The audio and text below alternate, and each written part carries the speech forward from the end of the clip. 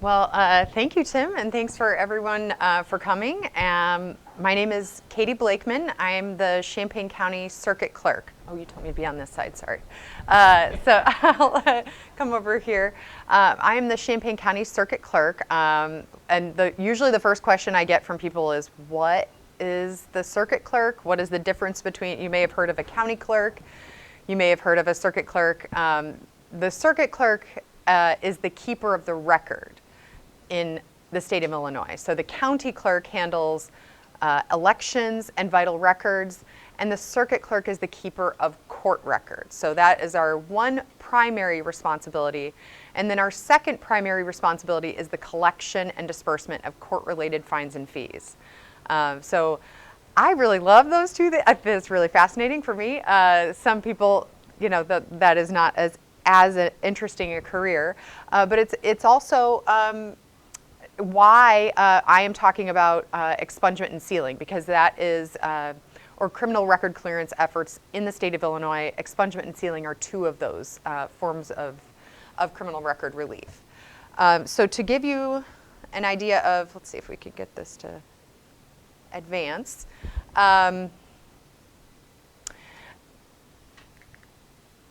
Here we go. Okay, so what records are public? So first, to let you know what kinds of records are kept in the circuit court, we would be responsible for the preservation of records, all criminal cases, all traffic cases, all civil cases that are filed in state court. So not federal cases, but if you are arrested for minor you could have a possession case or very serious felonies, or minor traffic cases if you're pulled over for speeding. All of those are filed with the circuit court in the county where that happens.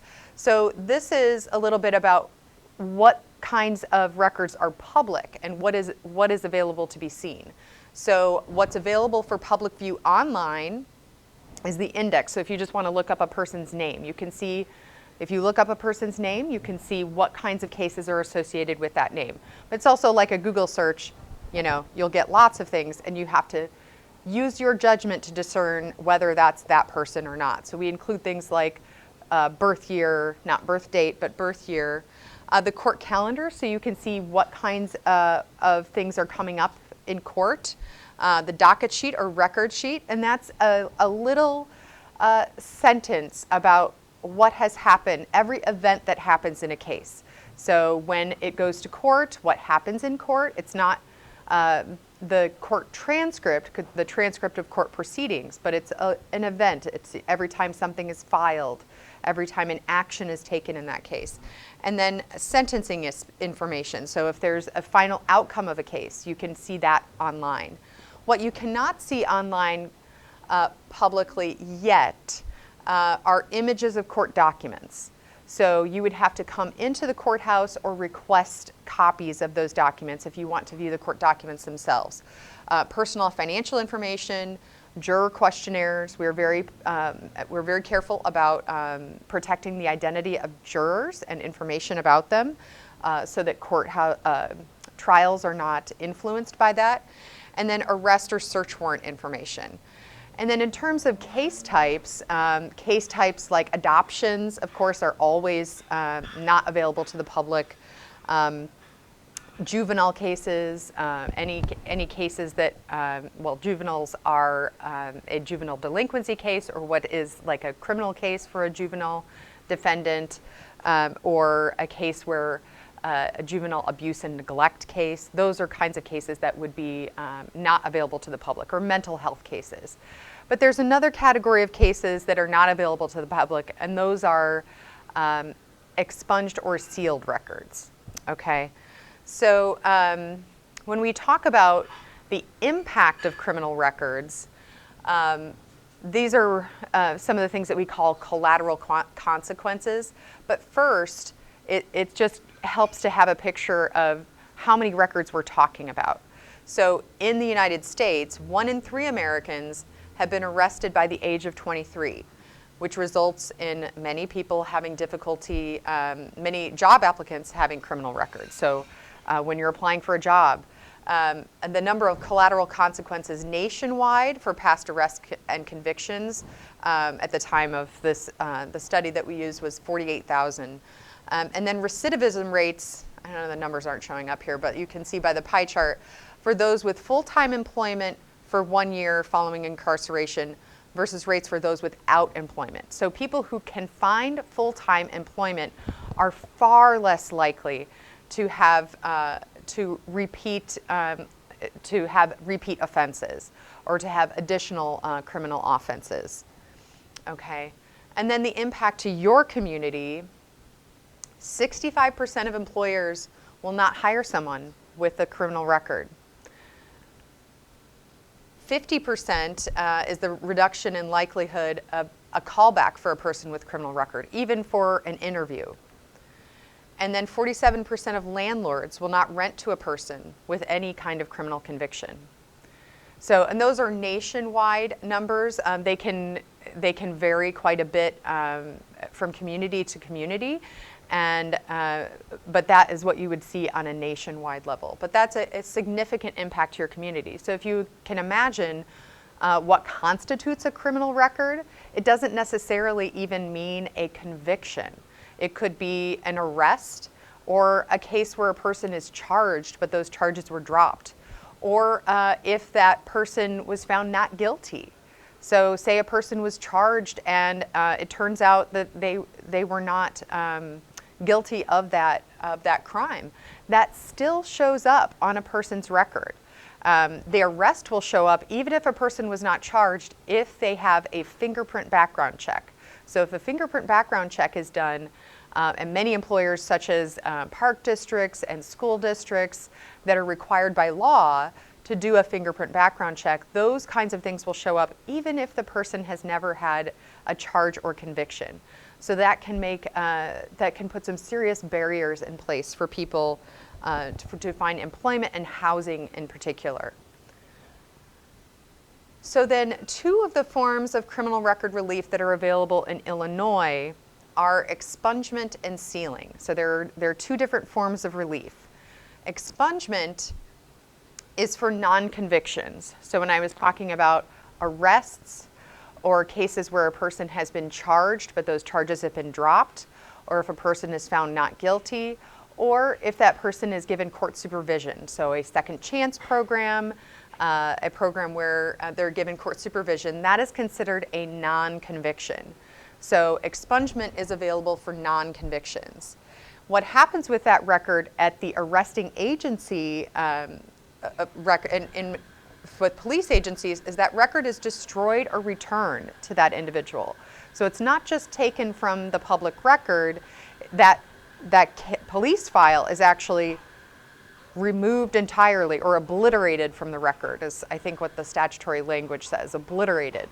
So they destroy that record or return it to the individual. And there is no access to those records by the public. And there is no access by law enforcement, prosecutors, or employers without a court order. So the state police and the federal government still have access to those cases, but a prosecutor or employer that would, the armed forces, for example, might be able to have access to that with a court order, but not without a court order. And then sealing is a remedy that is available for some convictions. And actually now, because of the changes in the law in Illinois, it's many kinds of convictions. Almost most convictions, you can at least petition to have those records sealed. The record is preserved, but it is restricted. So there's still no access by the public, but there is limited access by law enforcement, prosecution, and certain kinds of employers. So like I mentioned before, park districts and school districts, those that have a liability requirement so that they have to do a fingerprint background check. Those employers may have access to sealed records. They may also have access to juvenile records.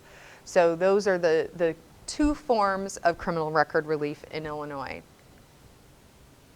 The process to obtain that relief in Illinois is a several step process. So first, before a person can seek that criminal record relief, they want to make sure they know exactly what is on their record, what is appearing. So the best way to do that is to be fingerprinted and ask the Illinois State Police for a criminal history transcript. And that can be done from lots of places, but most often from a local police agency. So you can go to a local police agency and be fingerprinted and ask for that criminal history transcript. That does ordinarily cost money. So you would, it would cost anywhere from $20 to $40 to get that fingerprint at a local police agency. And then you would want to determine your eligibility, depending on the type of case, whether it's a conviction or non-conviction, and then whether there's a waiting period, whether you need to wait some time before you can file. That can also cost money because it's a complicated process. And so the best way to do that is to seek the advice of an attorney. And attorneys typically do charge for that. So private defense attorneys will offer those services, but of course they will charge you for that. There are some legal aid organizations that provide that, and there are some online resources, but they are sometimes harder to find. And then after you determine that eligibility, you would prepare a petition and file it in the circuit court in the county in which that offense occurred. So if you had a retail theft case from Champaign County, then you would file that in the Champaign County Courthouse. So you'd have to find the correct forms, and then you would have to come to the Champaign County Courthouse and file it, or file it online through the statewide e-filing system. There is a filing fee for that. So that is also something that can cost money. There are fee waivers available, but it can cost anywhere between $120 to over $300 to file that petition, depending on whether there is an existing case or not. If it's an arrest case, it's more money actually. And then the process from there, once the circuit clerk's office receives that petition, we have a lot of work to do. So we make copies of those petitions, and then we send them to 5 different places. We send them to the arresting agency, the state's attorney, the sheriff's office, the state police, and the municipal legal department that brought the charges, where the arrest occurred. And then those agencies all have 60 days in which they can respond to that petition. So they can object. They can object if, say something was pled down from a more serious charge. The state's attorney could object and say, this is not something that we want to see expunged or sealed. And then the case is sent to the judge for review. So if there's an objection, the judge might schedule a hearing. And if not, the judge may just review the file and grant the petition. Then they will produce an order, and copies of that order are then sent to all of those agencies. So as you can imagine, the process for that takes some time. And it is very complicated for the average person who has a criminal record to seek that relief. So here in Champaign County, we have responded to that need and that complication. So 4 years ago, we began holding an annual expungement and record sealing summit. So this is our 4th year, and this is a one-day event that provides free legal assistance to people who have a past criminal record, whether that is an arrest, a charge, or a conviction. And there's a waiver of all filing fees. So we started in 2016 with this event and asked our chief judge of the circuit to write a blanket fee waiver. So no one has to pay anything to file that day. It is full service from beginning to end. So they have assistance in getting fingerprinted. The fingerprinting fees are waived. Our local police agencies, Champaign, Urbana police departments, the sheriff's office, U of I Police Department, and this year also Rantoul Police Department, all provide free fingerprinting services for the participants in the summit. So people register ahead of time, are fingerprinted, we get that transcript back, and then our volunteer attorneys determine the eligibility, help prepare that petition, and that petition is filed all on the same day. We also offer child care and child programming that is done by the Urbana Park District. Voter registration is done on site because that is also something, it's a misconception. In many other states, voters, people with especially felony convictions are ineligible to vote. In Illinois, there is no barrier for a person who has a past criminal record, any kind of conviction, to vote. As long as they are not currently incarcerated in the Department of Corrections, they can vote. So we make sure that we communicate those voting rights to the participants there. So we have voter registration on site. The Secretary of State's office is there because often people are also looking for reinstatement of driving privileges. So if you have a conviction that has particularly many traffic cases, if you have lots of traffic cases, people have potentially lost some of their driving privileges. They've lost those driving privileges, either suspended, revoked, or just have not been able to renew. So the Secretary of State's office provides personalized plans for people to find out exactly what steps they need to take to regain those driving privileges. And then the MTD provides free rides. So it's really a wonderful coming together of community organizations. Carol Ammons, the State Representative Carol Ammons and State Senator Scott Bennett have been partners in this event since the very beginning. So they were Carol Ammons' office in particular was was right there right there with us from the beginning. Land of Lincoln Legal Assistance Foundation is a legal aid organization in Champaign County in partnership with Cabrini Green Legal Aid Organization. It's a legal aid association in Chicago that comes down to provide training for our volunteer attorneys and to supervise the volunteer attorneys and law students. And those are some of the organizations. Stone Creek Church in Urbana is where we have held the event for the last few years. It's on Race and Windsor in Urbana and has a bus shelter and is very, very helpful for us. So some of the outcomes of those events, the first year that we held this event, this represents the number of petitions filed and the number of cases affected. We had an overwhelming response. The first time we opened the registration, we had 1,100 people indicate they were interested in participating. That number, we did have to cap the participation because we simply didn't have the resources to respond to that. But the number of people who followed through and actually were fingerprinted was somewhere around 200. Fingerprinted and actually met with an attorney to have their cases reviewed. That first year we didn't know how to put something like this on, and so we did all the eligibility determinations on site that day, and then the petition preparation on paper, handwriting the forms. It took us until 8 p.m. We were there a long, long time. And so we learned a lot from that the first year. So that we had more than 500 people who had attended and lots of attorneys and law students. But then the cases that were granted, there were more denials in that first year. And this was partly, 49% of those denials were a result of outstanding financial obligations. So 14% of the total petitions were denied because of those outstanding financial obligations. So people who still had outstanding court fines and fees, those petitions were denied. Since that time, the law has changed to allow for sealing of cases when there are still outstanding financial obligations, but not for the expungement of cases with outstanding financial obligations. But we did learn a lot from this. So part of our response to that was to hold an amnesty week. So we started holding an amnesty week that allowed people to pay off their entire case without collection and late fees. So in 2017, the second year we held the summit, we also held an amnesty week and helped people to pay off those cases before filing for expungement or sealing. And these are some of the demographic information.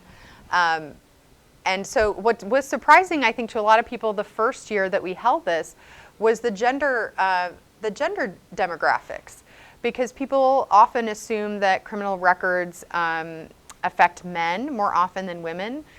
And that's really not the case, especially not in Champaign County. At least the participants in our programs, you will find so many women who have past criminal records. And then it can be particularly challenging for parents. So women who have children and are trying to support their families and with a past criminal record. And a lot of times who are survivors of domestic violence, who were victims of domestic violence, but were charged with domestic battery cases when the primary aggressor was not the person who was charged. And so they are fighting those kinds of convictions in order to find employment. In 2017, we had even more legal volunteers.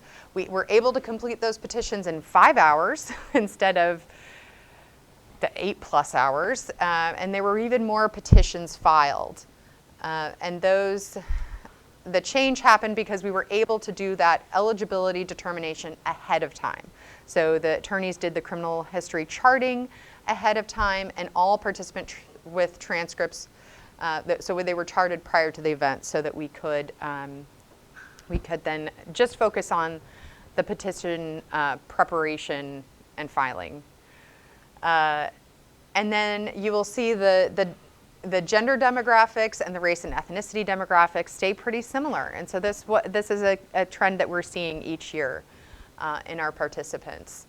Last year, I don't have as many slides for this one because really the story of last year is that we had 666 petitions or cases represented in the petitions that were filed, but only 12 of those cases were denied. And so that's partly due to the massive changes in the law in Illinois. So there are more kinds of cases that are eligible, but also because our training of attorneys, volunteer attorneys, our local bar is much more knowledgeable about determining that eligibility and the petition preparation, and they're very well done. And so this was a really exciting number for us to see, that success of the event. And then these kinds of statistics, though, don't tell the whole story. So as we were promoting the event this year, as I was going around this summer to different events and working, I think we had 3 weekends in a row, we had fairs and festivals that we were working and promoting participation for people to register to participate in the summit. I met people who were past participants. So I met a woman who was working working a booth at one of these events who told me, "Oh, I did that in 2016, and now I have this amazing job." And she was telling me all about her amazing job and how it had just completely transformed her life. And so I can't tell that story the same way that she can tell that story. But so one of the things that we're really trying to focus on this year is capturing those stories. So the people whose lives it is affecting, so that we can continue to get more organizations to work with us to expand the event and improve the event. We want to tell those stories. We also want to tell the stories because they are stories of our friends and neighbors. When I showed you earlier the number of Americans who have a past criminal record, 1 in 3 Americans have been arrested before their 24th birthday. So, and usually when I give these presentations, so people start sometimes looking around and kind of laughing about it. But really, that's why we want to share these stories, because it's not, it is your friends and neighbors. It's, your hairdresser or your dentist or people that you see at the grocery store or the gas station every day. It's not just this other. So part of what we're trying to do is communicate this message that, we want past participants to tell their own stories. So it's not as exciting for me to tell their stories, but when I hear their stories, I get very excited. So we do also try to gather some information from our participants about the reasons that they're seeking criminal record relief. Overwhelmingly, it is either to find employment or to find better employment. So they may already be employed full-time, but say you know, I've met people who are participants who have a master's degree, but that you know, mistake they made when they were 20 is still holding them back from getting a job in the field that they really want to work in, or they have wonderful skills. Lots of people who maybe spent time in the Department of Corrections and learned a skill, such as if you're in the Department of Corrections and you learn how to cut hair. In Illinois, you still so you have to get a license to do that. And a past criminal conviction prevents you from getting that license. So you've earned this skill, and then you're still unable to find work in that field. So the vast majority of people are looking for employment or housing, or to enter an educational program. There are educational programs, colleges and universities who do not admit people with criminal records. Some people are looking for this relief to assist with immigration, and then we're seeing that more and more. More with immigration. And then other reasons, even if all of those other things are in place, people still just feel that weight and want to have it removed. So around the state, when we started this in 2016, Cook County has been doing expungement and record sealing events for more than 10 years, but we were the only other county in Illinois. Now, they're all over the state, and it's growing every year. So we are seeing now in Macon and Sangamon and Will County and Jefferson County that are led by Circuit Clerk offices, and then other events around the state that are led by community organizations and are maybe smaller events but have a lot of participation as well. A little bit about cannabis legalization and expungement with the cannabis legalization bill that passed this year in the legislature in Illinois. In January, when that goes into effect, there are some expungement provisions in that bill. So some will be automatic, and that is for arrests. So the state police will identify eligible records for arrests, and they are for possession under 30 grams, and they are standalone cases, so if they're not tied to any other case. And then there is a pardon process that includes expungement, and that is for convictions. So the the ISP will still identify those records, but they'll be sent to the Illinois Prisoner Review Board to be sent to the governor for pardon. The state's attorney's office may still object to those cases, say that may be pled down from a gun charge or something, and the judge still issues the final order. And the timing of that, it will still take a while. Cases since January of 2013 will be by January 2021, and then it goes on from there, working backwards. So the most recent convictions will be expunged first. So these are just some photos from our past events. There's somebody in the crowd who is in one of these photos. And then, yeah. And then I just have here my contact information. So before we get to questions, I wanted to put my contact information up here. If you ever have any questions or want to learn more about our efforts here in Champaign County, our office phone number is here and my email address is here as well. Okay. Well, thank you very much. Take a drink of. Yes, Mr. Kelly, what is your question? You did mention CL cases.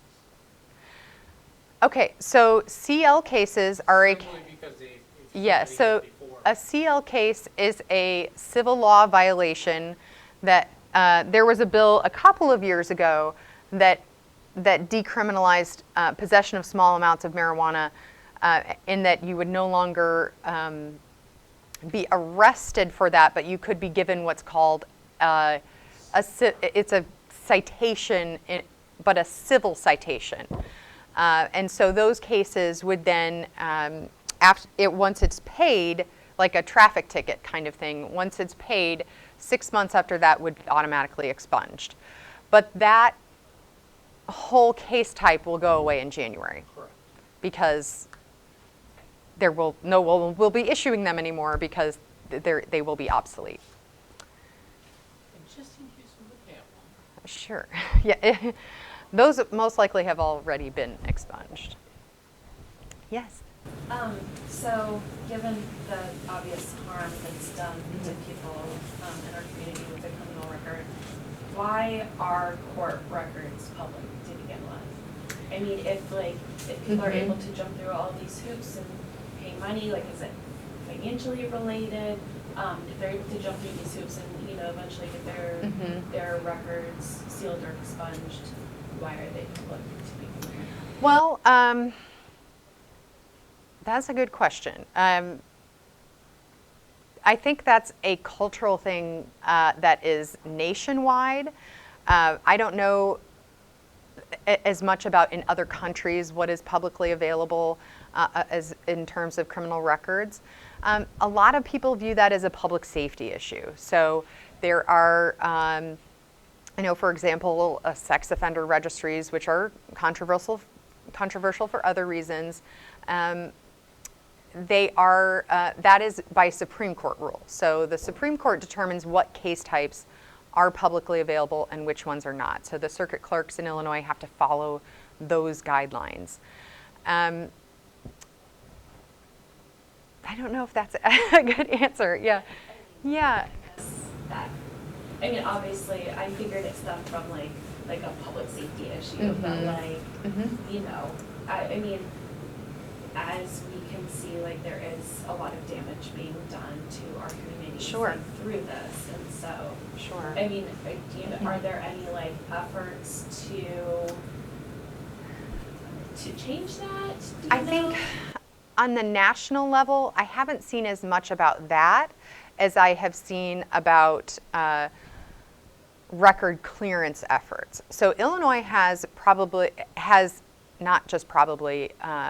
we have the most progressive expungement and sealing laws in the nation. So, and that's happened just in the last few years. So California has has more relief options than some other states, but Illinois goes farther than just about any other state in the nation. So what I see on the national level, I'm really involved at the state level, but not as much at the national level. I don't see a whole lot about why are these public in to begin with. There is an effort around mugshots nationwide. I think there is some Illinois legislation about that, but there also may be some federal legislation about that, particularly because with the advent of the internet, you know, with data mining and screen scraping, even if the sheriff's office that publishes those mugshots on their website takes them down, the companies that screen scrape and sell that information, that it lives on. So there are some efforts at the state and national level to penalize companies that profit off of those that kind of data mining. So locally, we do in our office, the circuit clerk's office, the vendor that we use for our court case lookup system is constantly fending off those kinds of data mining attacks. And so the IP addresses are blocked repeatedly. So Bloomberg, I don't know how many times they've called us and asked for their IP address to be. Yeah, they stopped calling because we keep telling them no. But every time I look at our Google Analytics, it's other countries, China and Russia. So there are lots of companies that profit off of that kind of information. So those companies are growing, and yeah. So that's more what I'm seeing on the national level is efforts to. There is no such thing as expungement on the federal level. So if you have a federal crime, if you're convicted of a crime on the federal level, or even arrested. Or indicted by the federal government, there is no such thing as expungement. That does not exist at the federal level. So there are some beginning efforts for that, at least. That's like a minimum step. That's kind of what we're looking at. Sure. Yeah. Kind of following up on that question, maybe it's the same answer, but why? So it makes sense to make it public at least for some time. But if something is possible to be expunged, why should it be done manually instead of automatically? Well, part of that is because it is an action in the court. So every time we do something with a court record, we have to be ordered by the court to do that. So the circuit clerk does not take any action on a case without being ordered to do so by the court. So, and it's partly because of the way the Code of Civil Procedure works, which is based on the British system of, it's a European court model, and so the action must be ordered by a judge. And in order for a judge to take action on a case, a person has to file a petition, and then it goes through this process, and then people have the opportunity to object. So the reason why those agencies then have an opportunity to object, there are cases where, it might say it's a simple battery charge, but in fact, that case was a domestic violence case, which is not eligible for expungement or sealing. Domestic violence cases are not, or sexual violence cases, or animal cruelty.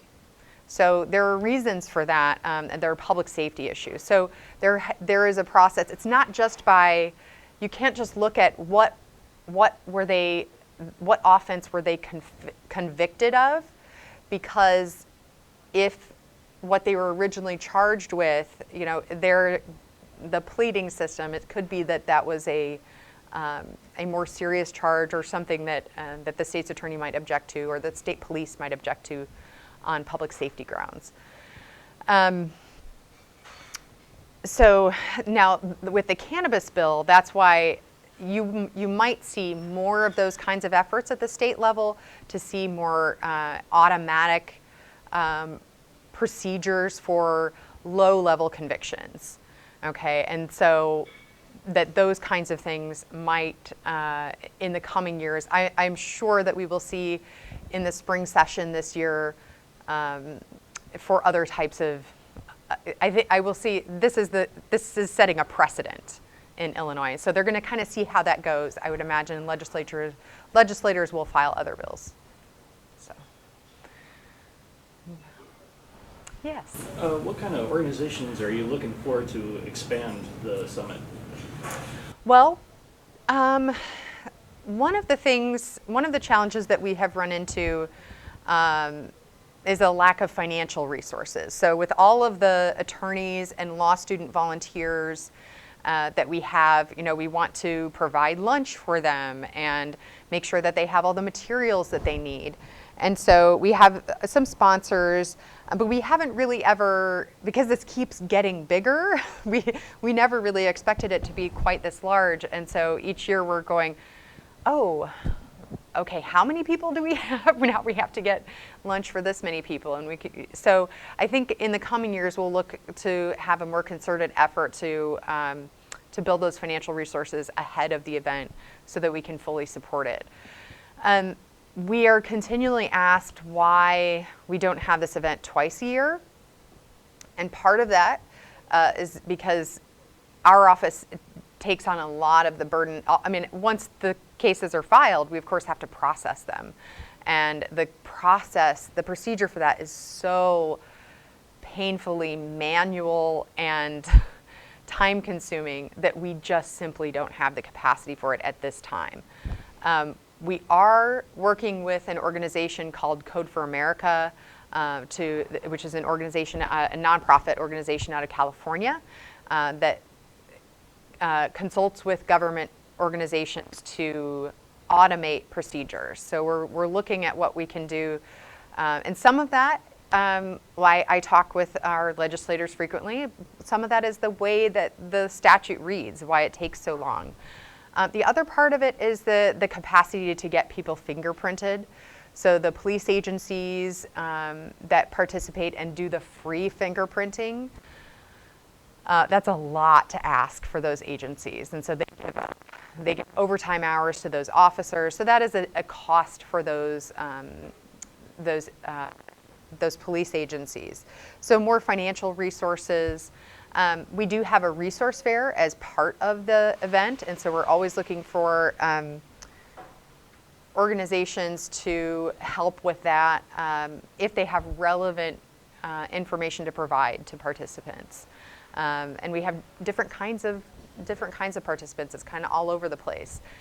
This year we're also, Carol Am's office is working with a photographer to provide headshots and talk about building a professional social presence, so LinkedIn and other social media platforms and job applications. So we're always looking for ways we can expand that way. So how is, if someone wants to help financially, how can we apply? Well, that's a good question, because we don't really have we can accept in-kind donations. I think that's what we have. We don't, but Senator Bennett's office has been coordinating those kinds of donations for food and for materials. So Michelle Gonzalez is the chief of staff in Scott Bennett's office, and she's been coordinating that.